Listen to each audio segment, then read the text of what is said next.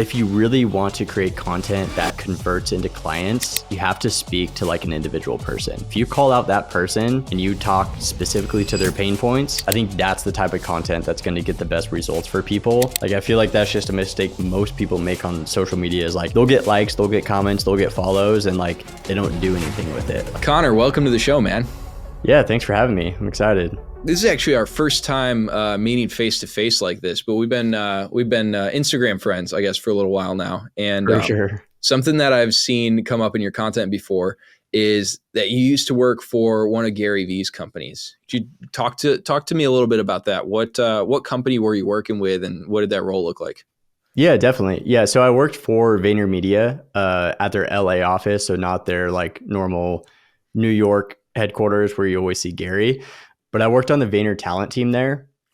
So I had been doing video for, maybe a year or two at this point, and was looking for some sort of like full-time job where I could do video and editing. And Gary Vee was like so many other people, I'm sure, like my idol, like in that time. Like, this is 2017, 2018. But I was like, man, there's no way I would ever like move to New York and like work for that company. And then I saw this job opening in LA.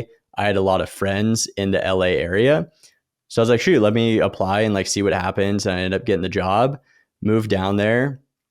And yeah, I was basically on the Vayner talent team there at VaynerMedia LA, where we worked with different like artists, athletes, CEOs, people kind of that status on helping them build their personal brands on social media. So traveled a lot, traveled around with these different people and personalities, filmed a whole bunch of different content for social, and kind of started, helping them build their personal brand. So in other words, you were the guy behind the camera for a lot of people that we'd probably recognize, right? yeah, I was kind of like, if anyone still knows like D-Rock, like I was kind of like the D-Rock for other, business owners and artists and stuff like that. So are you allowed to name drop anybody? Yeah, I think so. I mean, worked with like Tom Bilyeu, who's probably like the biggest name, Cy Wakeman, Mark Hyman. You probably know Mark Hyman. Yeah, those are just a few. Nick Gross, he's like a skateboarder, a new musician, stuff like that. So yeah, a lot of fun people, a lot of good connections. So it was a good time. And so like, walk me through, like, what does it look like to be the guy behind the camera for these people? Are you just like kind of essentially like vlogging them? Are you giving them prompts and telling them what to say on camera? Like, how much direction were you given? Yeah, so I got just like thrown into the fire because, like I said, I'd only been doing video for like a year or two at this point, and moved down there. And the kid who had left the position before me, he had been there maybe a couple years and really started to kind of like hit his stride with the clients he was working with. And then I came in and it was kind of like a fresh start, right? And I'd never really filmed a vlog before, and those were really big back in that day. Like, if you think back like 2018, like vlogs were kind of like the main way people were putting content out. And that was kind of our main strategy for a lot of our clients, was like, whether they're traveling to an event or speaking engagement, or, just kind of running out around town doing different meetings, we would just document their day and then turn that into a YouTube video, chop up some short form content, create some like carousel graphics, stuff like that. And dude, I will tell you, like, if you're trying to build your skill set as like a videographer or editor, like, try to vlog for somebody else, and like, you will develop a skill set that you did not think like even possible. Cause like, you got to take someone's just normal, boring day and find a way to make it interesting, right? Like, going from meeting to meeting, trying to tie things together. And really the thing that I learned there more than anything else was like how to tell a story, like how to take this day that someone's having and how to build like a storyline out of it.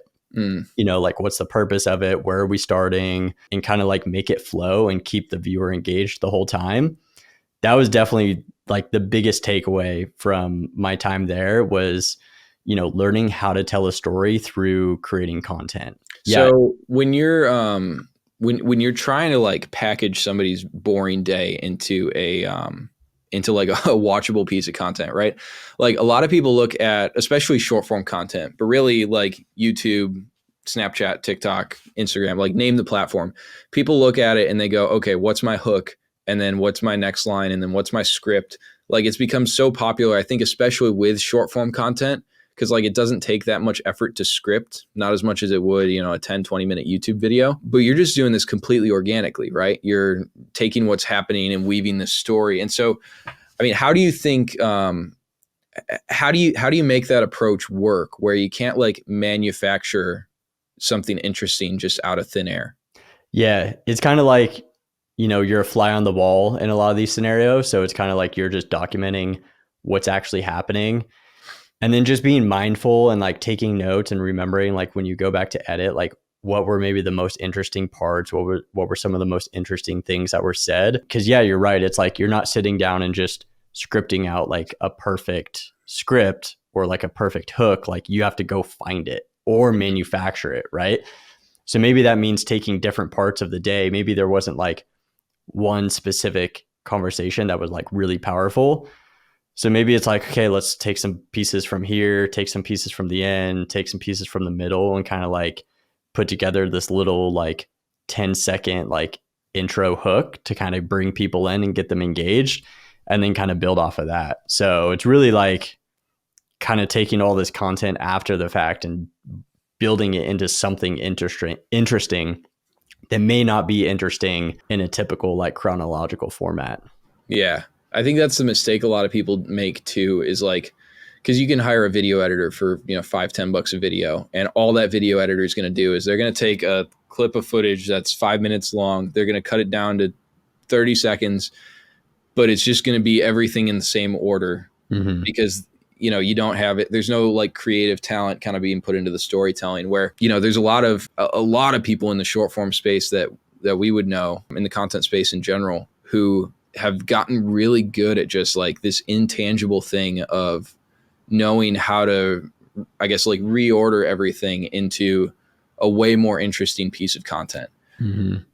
But talking about like the methods that you kind of use with Gary V, or working for Gary V's team, what do you think made their approach special? Yeah, I mean, first off, we were like a pretty big team. So, I mean, when you think normally like on our scale, maybe the clients we work with when they're putting out content, like they might have a videographer or an editor or maybe a social media manager. Like they might have like 1 or 2 people to kind of lean on to help them produce and put out content. And we had a team of like 8 to 10 people. So we had like, that was like our team specifically. So like I'm blanking on the word, but like department. Okay. So our department basically was like 10 people. So we had like a couple like creative directors, a couple like designers or like art directors, like 3 or 4 videographers, as well as editors. We had like a couple social media managers who would like track analytics and everything like that. So we were putting together full, like one example would be we filmed a health retreat for Dr. Hyman in LA, and it was a full 2 or 3 day event.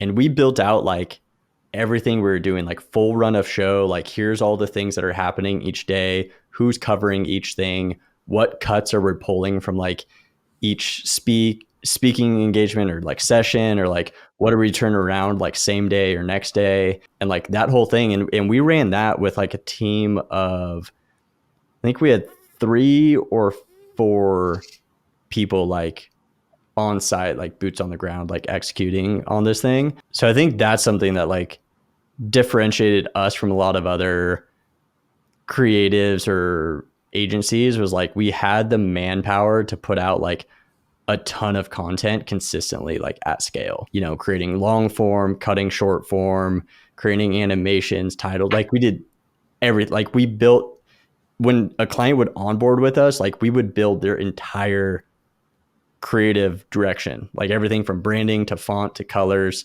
to strategy to ad spend. Like we were doing all of that. Yeah. So, I mean, it was really a full service deal that we were providing for our clients. Yeah. Well, and I'm sure that's what allowed you to work with like the level of people that you were working with too. Cause I know most of the like content agency guys that I know, it's like one guy with a camera who like runs around and flies to Miami and Vegas and LA, like filming these different clients. And then, they got 3, 4, 5, 6 editors, pumping out the videos, and then maybe like a social media manager on the team. But like having that level of like creative direction and the pre-production behind that, dude, that's insane. That's insane. Yeah. And I mean, that's really what you need to. And like, obviously we were at scale where we're working with like multiple clients, but to run something like that with just one individual person, like if someone came to me and was like, hey, I'm putting on this event, like I want, a full like social media strategy and content strategy behind it, like all the content we could produce, like structure, timelines, everything, like you're going to need like at least a team of 3 to execute on that. And typically people were just like, oh, I want to hire a videographer to film my event.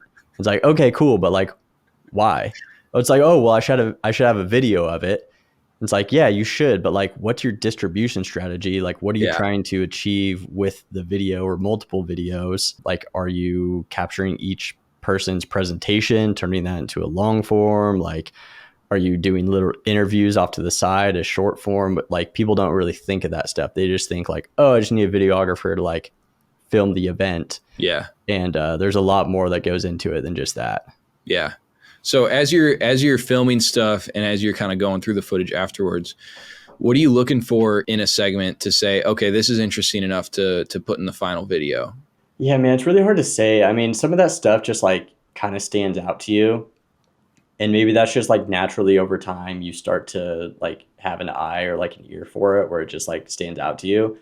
Because early on, it's funny, like when I first started filming these vlogs for our clients, like I kind of filmed like everything they were doing. Like I would just have the camera running the whole time. And then like, that's not a very efficient use of my time because then I got to go through all the footage and like find something interesting. But after the first few times of filming and then editing, you start to see like, okay, what did I use? What did I not use? And now the next time you go to film with them, like, okay, this is probably not important. Like, don't need to film that. And then it's like, okay, this is like an important meeting or important conversation. Let me film that. Or if they're doing something else that maybe it's like a meeting you can't be in or something like that, make good use of your time to either like start in on the edit and building that video from the footage you have, or like going out and like capturing extra B-roll to use and stuff like that. So yeah, I think just being like efficient with your time and like just kind of gathering that information as you go. Like, okay, I didn't use this video or this content in the last video. It's probably not worth capturing that again. And as you get to know your clients too, you get to know like you can almost build like the video as you're filming it. You're like, okay, yep, we'll put this here, we'll film that, film this, that will go here, and you kind of like build the edit like while you're filming. And I guess that's just something that you kind of like get better with over time. Just the more reps you put in, the better you get at that stuff. If I'm the person who's on camera and I've got somebody kind of following me around with a camera all day, what would your advice be, as the guy who used to be the camera guy following these people around?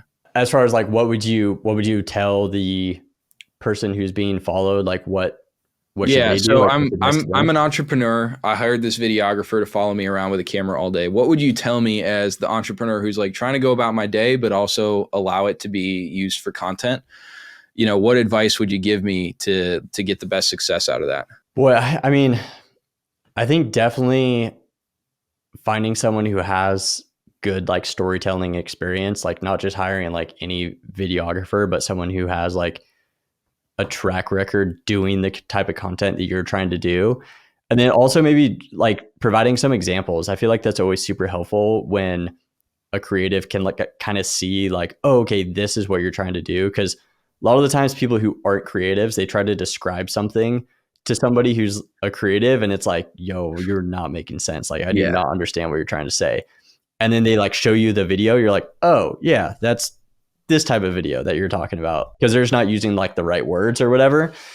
So I think sharing examples would be helpful. Be like, hey, like I'm trying to do something like this. And then a good creative can, kind of take that example, be like, okay, I could see how this could kind of work in like with your lifestyle or your business or something like that. But yeah. And then I guess just like one thing that was always super helpful between like me and my clients, I always had like a really easy time like getting along with my clients. And I think it's just because like I'm kind of a quiet guy most of the time. Like I don't talk a lot. Like I wasn't obnoxious. Like I was just kind of like fly in the wall, capture the stuff, and like, you know, go about my day, like easy to work with. And I think that is super helpful too, rather than having a creative who's trying to like force direct you to do things that like are out of your comfort level. Like just being like easy to work with and making whatever you're doing throughout the day like work with their content, you know. Yeah. So like not trying to force like, oh, like go over here and like get this shot now, and then like, oh, go over here and like get this shot. Like just kind of like let them do your thing, you do your thing, and then just kind of like figure out, you know, over time you'll learn kind of each other's tendencies, and you can kind of like anticipate what each person's trying to do. Yeah. Yeah. So as you, you know, as you're putting together these edits that you're capturing with the entrepreneurs that you're following around, like how are you kind of going back and looking at performance and how is that dictating, you know, where you go in the future? Do you ever look at the KPIs on videos that are being posted and, you know, okay, this type of content tends to do really well, let's do more of that? Yeah, for sure. I mean, we would track all that stuff pretty much weekly. We'd have weekly meetings with all of our clients just to go over like previous content, performance of that, performance of ads, and then like what we're doing in like the week or two upcoming. And we do. I mean, I didn't work on this side of things. Like I wasn't, you know, because we had a social media manager who basically tracked all the numbers and everything in like this huge Excel sheet. It had like each post, like the link to the post, and like views and likes and like everything. Yeah. So yeah, we track that and like look and see like what was best performing, and then they would basically tell us, like the creatives, like, hey, this is the type of content that's kind of doing best right now. Let's try to create some more of that like the next time we go out to shoot. Okay. Yeah, that's awesome. Do you have any handle on like what kind of KPIs they're tracking, or like what actually matters when you're looking at that data? So this is a long time ago. So this is like 2018 when I was working there. So things are way different now. So I'll just give you like what I think is important now with content, specifically on Instagram, because I feel like that's what everyone's like kind of worried about and focused on, because you can see everything so easily. And I would say like the two biggest KPIs for how a post performs are going to be shares and saves. Because like that's getting people, it's funny, like even the comments, like a lot of the time comments aren't a good tool to look at, because a lot of comments are like kind of outrage comments. Like you probably see this all the time. Like people just get pissed off and like rage comment on posts. But the people who are actual leads and want to buy from you are the people who are sharing and saving your content. Like they're kind of like the quiet followers. Yeah. Right. They're not going to comment, you know, and they're not going to do like direct engagement, but they'll save your videos and then they'll share them with other people and share them with friends. And I think if you can focus on creating content that's going to get shared and saved by your audience, then that's going to help your overall performance of your videos. And I know Instagram's like prioritizing shares and saves as well, so that helps kind of boost it in the algorithm. But I think a lot of people just like look at views or look at comments, when I think the most valuable metric to look at right now are shares and saves. Yeah, it's something we've actually been looking at, because there's a few accounts that have come on my radar lately that I've kind of been wondering, like, is this legit? Like, I don't understand why this type of content is getting as much exposure as it is. And so one of the things I'm checking is actually like how many shares is it getting, like as a ratio of how many likes. So that's a really good, because you can very easily buy views, you can buy comments. It's really, I don't know if you even can buy shares. If you can, it's very difficult. Yeah, I don't know. I don't think so. Yeah. But I see a lot of the kind of the same content. I'll see a video that has, you know, let's say it was like a outlier where it's like got 100,000 views. Most of their content only gets maybe like up to 10,000 views. And all of a sudden one video gets like 100,000 and it has a ton of likes, but it doesn't have a lot of like comments or shares or anything like that. I think sometimes those just, for whatever reason, just get like pushed out like crazy in the algorithm. Like it's almost like a glitch kind of. Like it just got pushed to so many people's feeds, but it wasn't necessarily a good video because it doesn't have a ton of comments, doesn't have a ton of shares. It just like for whatever reason kind of got like glitched out and like pushed out to so many people. And on that same topic, I think that's a piece a lot of people miss when looking at their content. Let's say someone who's, kind of starting out building their brand normally gets like around 1,000 views. And then all of a sudden one of their videos gets like 2,000 or 3,000. And they're like, oh, like this video did so much better. It's like, okay, yeah, it did a little bit better. But like there's so many people on Instagram.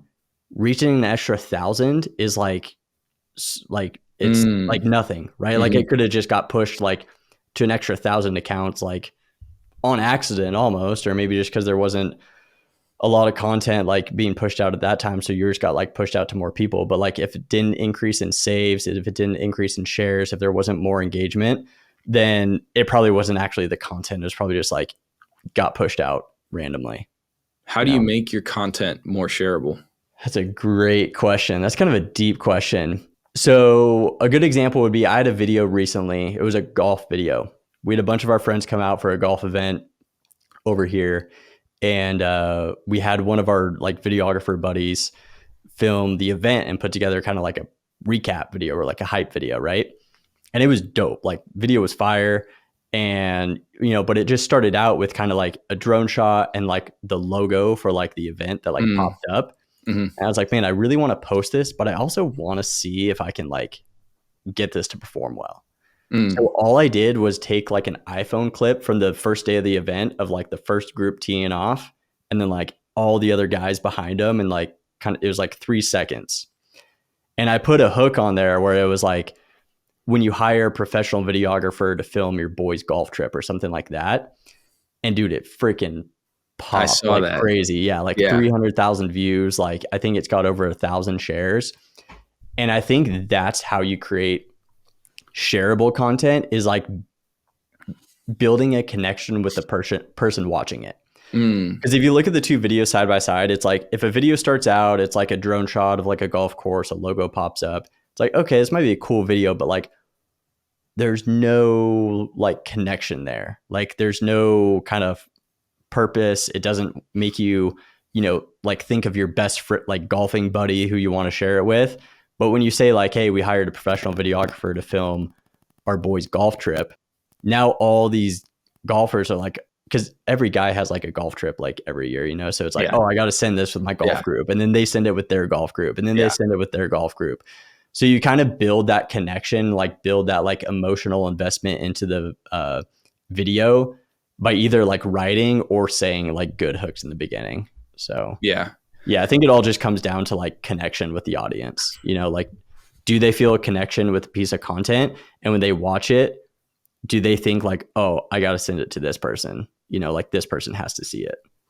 We've all got our Instagram meme buddies that we just send a million videos back and forth with. I'll tell you what tends to work with us really well is like outrage type of stuff that we post where if we can get a fight going in the comments, that's also going to basically guarantee we get more shares and sends, just like evoking an emotional response in somebody. So like you're talking about like a positive emotional response. You could do a negative emotional response where they're outraged at it. And that tends to work really well. And I think, obviously a lot of people in like news and politics have figured this out way before us social media types, right? Because we've known for years, like that's what gets attention in the news is the stuff that's the most outrage producing. Yeah, it's like if you want to learn how to write good hooks, like start reading news articles. No kidding, man. Like bro, if you just take news articles and turn those headlines into content, like it would crush. Yeah, absolutely. So you used to work for GaryVee's team. Now today you've got your own company. You work with real estate agents primarily, but let's say I'm an entrepreneur. I'm coming to you. I want to build my personal brand. I want to kind of get recognized by people and build that sense of brand. But I also want to make sure that that's converting into leads and sales and dollars in my business, right? Mm-hmm. So like, what's your recommendation kind of in the current landscape that we're in? How do I build that brand and also like convert that into money in 2024 and 2025? Yeah, I think the very first place you have to start is like you have to understand who your client avatar is. Because I think a lot of people just start making content kind of for anybody and everybody. Because a lot of business owners do help like a wide variety of people. But if you really want to create content that converts into clients, you have to speak to like an individual person, because otherwise like you won't feel heard by the other person on the other side of the screen. Whereas if you're speaking to one person individually, like a person who is in their mid-20s, who's trying to buy their first house and don't know how they're ever going to save up for a down payment and think they're going to rent for the next 10 years, like if you call out that person and you talk specifically to their pain points, and you are like, hey, if you're, trying to build long-term wealth and you want to buy a home, but you feel like you'll never be able to save up for a down payment, or if it's so far away, like here's what you can do, and like give them a couple, steps that they can take that will get them closer to their goal. And creating content like that speaks directly to your ideal client, to where they feel like you're talking directly to them, like almost on a call. I think that's the type of content that's going to get the best results for people, rather than just like kind of, spraying and praying, basically, like just, putting whatever random advice out there. And that's regardless of platform, right? Yeah. Oh yeah, for sure. Yeah. That's whatever platform you want to create on. I mean, that's like the platform really doesn't matter. Like you can build an audience on any platform you want. Like you can build on LinkedIn or Twitter or YouTube or Instagram or Facebook. Like it does not matter. There's plenty of visitors, or what's the best word done? Users on each platform. So yeah, the platform doesn't matter. It's more like understanding your client, create content that calls out their pain points, gives them solutions, and then also making it easy to work with you. I think so many people make it so hard for people to work with them, where they're like, at the end of the video, they were like, if you want to, learn more about this, like, give me a call. It's like, this person's scrolling Instagram. Like they're not going to screenshot your phone number, go to their phone, type in your number while they're trying to like copy it over from the screen. Like, dude, make it easy. Like, well, also they're probably sitting on the toilet right now. Yeah, exactly. They're not be a little bit of awkward phone call. Yeah. So it's like, just get them to take that first simple step. And most of the time that's like, that's why you see all these automations. It's like, comment the word, growth, if you want to learn more about, what this can do for you. Or like, I think giving away like free lead magnets and resources is like one of the best ways. But once you do that, like follow up with those people, like after they download it, like, and they're in your DMs, like go DM them, say, hey, were you able to get this? Like, was this helpful for you? Are you trying to buy a home in the next year or two? How's that journey going for you? Like, I think a lot of people think that they can just post good content and the leads will like flow into them. And I see social media as almost just another alternative to door knocking or cold calling. And it's like, you still have to engage the leads. All you're trying to do is get people to basically raise their hand and say, hey, like, I'm kind of interested in this, whether that's through a comment or them following you or even just liking your content. And then you go door knock them and say, hey, I saw you liked my stuff, or hey, thanks for following me. Like, where are you at in your home buying journey? I think that's the piece that everyone misses, is they think that they can just post content and not have to do anything else, when posting content is just getting people to kind of become aware of you. And now you kind of have to go out and start those conversations. 100%. So there's kind of two things that you talked about there, and I want to attack each one individually. The first one was like coming up with your ideal client and speaking to that one specific person. So if I'm a business owner, I provide a service for people. Maybe I have a bunch of different demographics or a bunch of different kind of niches or industries that I can work with. Like, how do I nail down like who that ideal client profile is, so that I can make sure I'm clear in who I'm speaking to? Yeah, I mean, I guess it kind of depends on each industry, but I would say one of two things: either who do you primarily work with already, just to make it easy, because if like half of your business already comes from one niche or one demographic, then just like focus on that. Or like, who are some of the easiest clients that you work with that you would like to get more of, and then focus on those people. And like one of those two things, would be like the easiest place to start. So just decide like, who do you already like. Honestly, that's kind of how I fell into real estate, because I was like kind of against niching down for a long time, because I can kind of work with anybody and everybody, but from a marketing perspective, that didn't serve my business, because people were like, can he help me? Like, I don't know who he exactly works with, but most of my clients were real estate agents, and I started getting good results for them. So I was like, let me just niche into real estate, and just like from a content and marketing perspective, like just focus on that. So it's not that real estate agents are the easiest clients to work with, but they were already a majority of my clients, and I already had kind of a system dialed in for them. So that's why I niched into that. So yeah, that makes a ton of sense. I'll tell you something we do with a lot of our clients. An exercise we'll walk through is we'll export just like an Excel spreadsheet of their entire client list from the past 12 months. And we'll have them go in and we'll just group it into, we've got a bucket of 10%, and these are your top 10% clients. Whether that's they're the most profitable, whether that's they're the most fun or enjoyable to work with, however you want to categorize that as best. And it could be different. This client is really great because they're super profitable. This client's really great because we hardly have to even talk to them. It could be multiple factors that you're going into there. But at the end of the day, we're grouping out and segregating 10% against the other 90.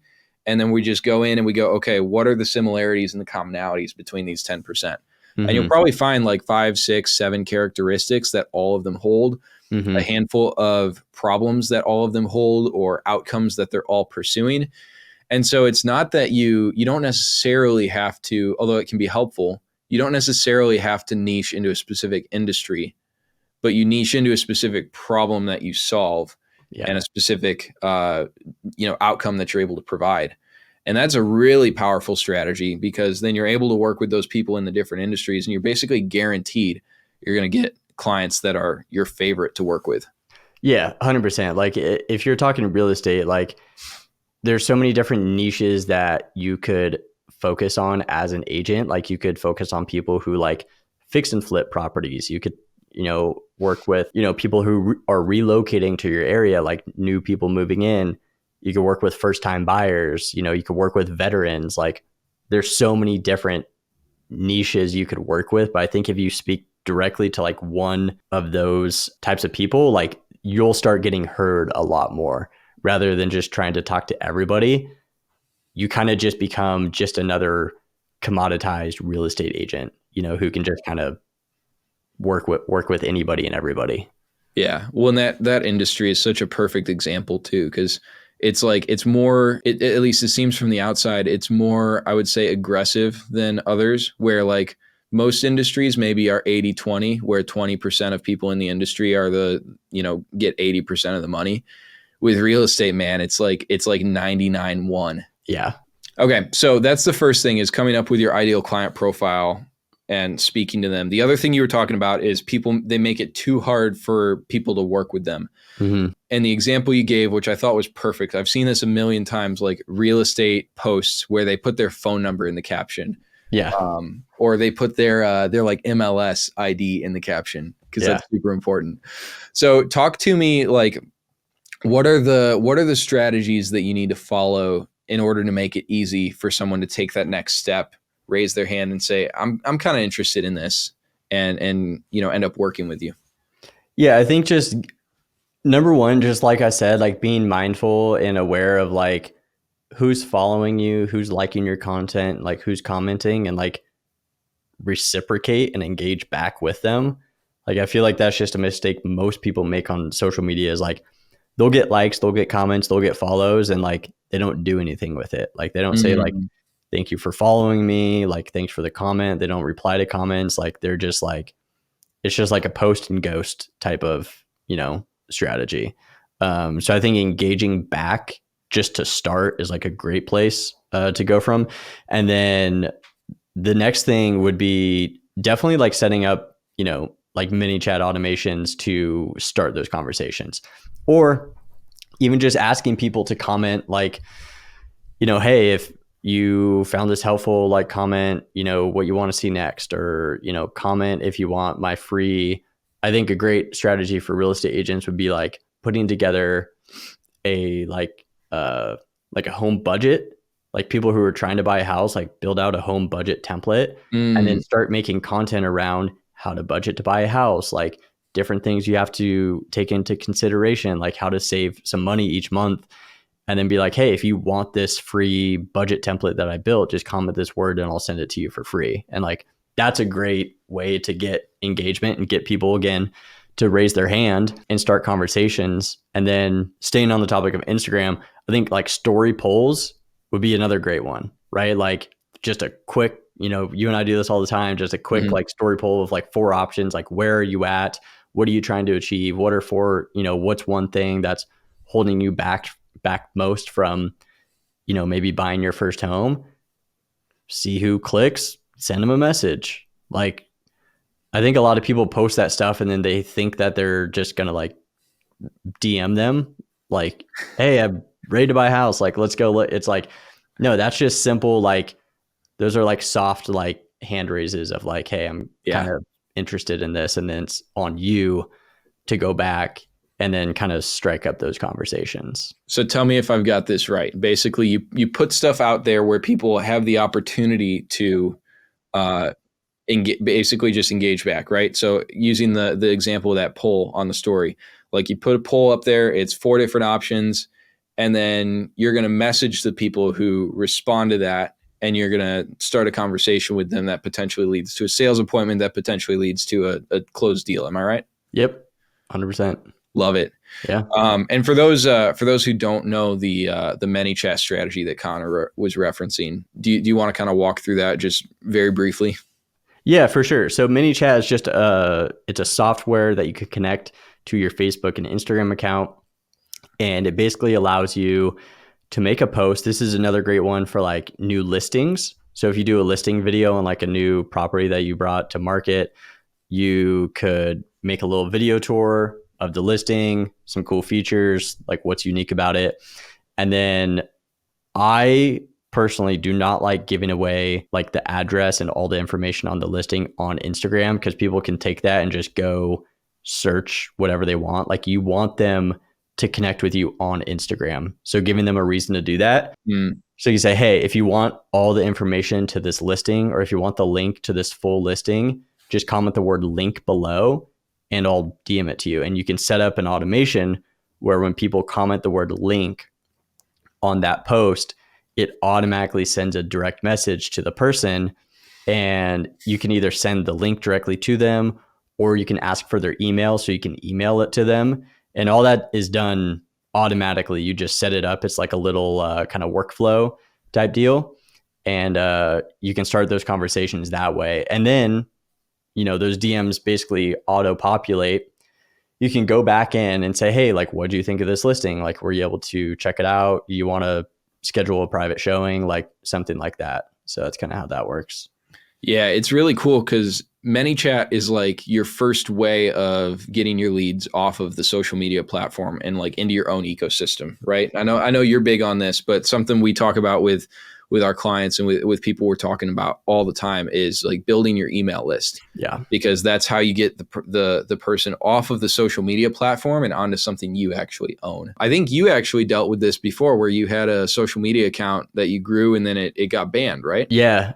Maybe like 2.5 years ago, probably now. My Instagram got hacked and deleted. Like, poof, it was gone. Couldn't get it back. I was dead. And thankfully I had built an email list of like, I think I had like 600 or 700 people at the time, but gosh, I can't remember exactly how I built that. I think a little bit of it was like free resources, and I think I was doing free resources by then. So I had built, a small email list through some lead magnets, and thankfully was able to start sending out some emails to this list, like, hey, you probably haven't seen me for a while. It's because my Instagram's gone. Like, I made a new one, here, go follow.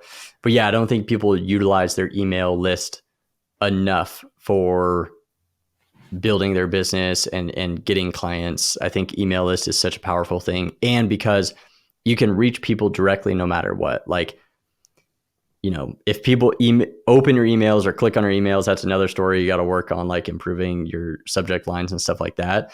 But at least when you make a post on social media, you don't know if all your followers are going to see it. Actually, most of your followers probably aren't going to see it.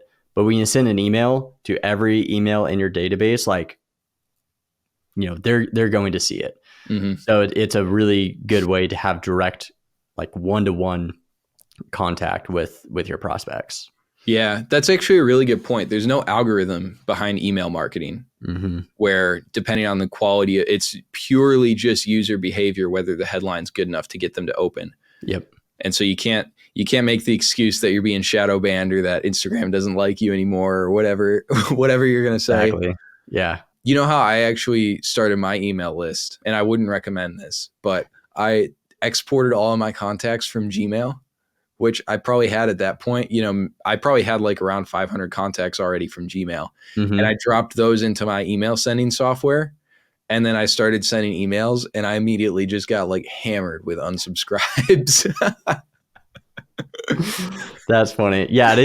I've never even thought of that. I wouldn't even know where to find my Gmail contacts. Yeah, you go to like contacts.google.com and you can export them all as like a CSV file. Interesting. You can upload it to whatever email sending software for mass emails. But the problem is none of those people have like opted in or given consent. And so you can, technically, if you did that on a huge scale, you could get into legal issues with it. Doing it with like 500 people, you're just going to get hammered with, 300 of them unsubscribing immediately. And then, a lot of times that's not good for your domain, but that's kind of a more technical thing. So, dude, Connor, this was awesome. This was an absolute masterclass in social media, especially for those business owners who are like really just trying to like crack the game, right? So I guess final thing before we go, what is the one thing on social media that you would tell every entrepreneur to never do? Ooh, one thing. I was thinking about this, or I thought you were going to ask this question. I'm like, what is the one thing if I could pick one? Because there's so many. I have a guess as to what it's going to be, but I'm curious to see what this actually is. Dude, honestly, what I would say is to not copy trends. I think that's the easiest thing for people to get caught up in is they see something work for somebody else or they see this trend, especially real estate agents. Like there's this new kid you've probably seen. I can't remember his name off the top of my head, but he does these like speed tours of these homes. Oh, I've seen these. Yeah. Dude, freaking hilarious. Funniest videos. But now you see these other agents like trying to do them as well. And like, first off, they're not as good because it's a different person. Like this dude's personality just matches that. He's just a weird, funny, quirky kid that like is really good at that content. And these other agents, it just feels like they're forcing it. And then this kid's built such a brand where he's like the speed tour kid. And then when these other agents try to do these speed tours, it's like, okay, but like they think of this other person's brand. Like it's not building your own brand. You're kind of building like the speed tour kid's brand by copying his content. So I think just like not copying trends, like just like trying to figure out like what's unique about you, what's unique about your story, your personality. One person who does this incredibly well as far as like teaching others is Chris Do. He like can help you build your online personality and find out like what is unique about you, like what is unique about you and your experience and your expertise, and how can you exploit it in the service of others. Right. And I think that's where people need to start rather than just like seeing what's working for other people on social media and copying it. Figure out like what's unique about you and how you serve your clients. And then how can you create content and leverage that to help more people? Yeah. Well, I mean, that's the reason the speed tour kid did so well, is because he figured out like what content style is best for his personality. And yeah, he was like, let's try this. Let's do something different. Let's do something random. I want to do these crazy speed tours. And like, yeah, it popped off because like it was original, you know? Amazing. So, I'm curious, what did you think I was going to say? I thought you were going to say 7-second reels with text on top. Oh, read the caption reels. Read the caption reels are probably my least favorite thing to ever exist. But they work, which is like, I hate admitting it, but it's like they do work. But I don't think it builds long-term brand. I think it just gets like short-term views. So, yeah, 100%. Well, yeah. Connor, this was awesome. Appreciate it so much. Where can people find you? Yeah, at Connor Newell on Instagram. And if you're a real estate agent in, the Pacific Northwest area, I'm having an event next month that you got to come to. It's going to be the best video marketing event that you've been to. So definitely check that out. All the info is on my gram though. Beautiful. Thanks, Connor. Great. Yeah. Thanks, Peter.